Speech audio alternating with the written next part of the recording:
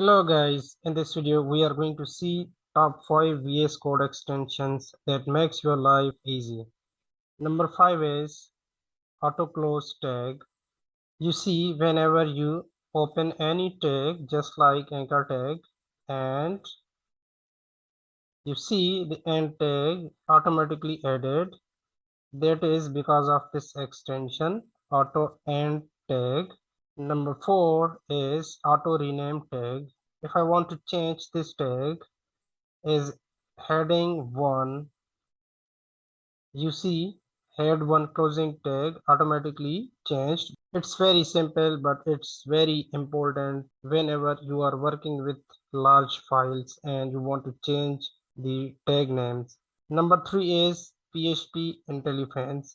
So if you are familiar with PHP, you will love this PHP IntelliFans extension. As I'm giving you one example, just like I'm creating a function, and here we go. This clearly shows us the function. I click this and here we go. We have fully function with the syntax. So this is simple example, but there's a lot in this extension once you use this extension. Number 2 is no doubt prettier extension that beautifies your code. Let's say we have div, we have paragraph, lorem ipsum, and we have some kind of messy code here, right? You see here that there's no any indentation in this code. I have installed the prettier. So let's say select all. You see here format document. When you click this will beautify your code. And last but not the least, that is git lens. Here is one example. I have pushed the code in my GitHub and you can see a text that shows up.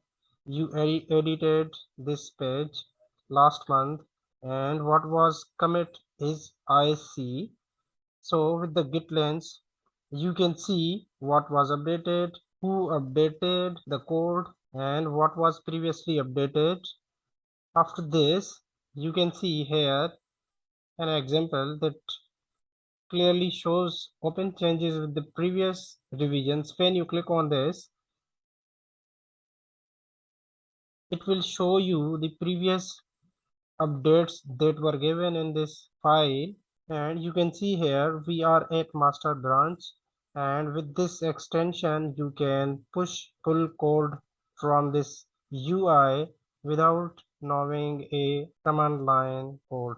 So the git lens is very important for developers working on different kind of projects and want to track who edited the code, what was edited, updated, and you can see in the visual code all the things. All right, thanks for watching.